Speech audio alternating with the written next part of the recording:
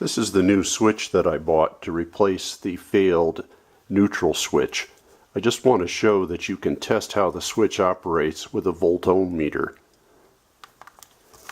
I've got it set up right now so it'll make an audible noise when there's continuity. So if I connect the two leads across the switch, you can see that with this button down I have continuity, and with the button up the switch is off. This is the style switch used for the 1983 R100RS. Here's the old switch after I've taken it out, and we're going to do the same continuity test with the volt-ohm meter to see if the switch is really bad.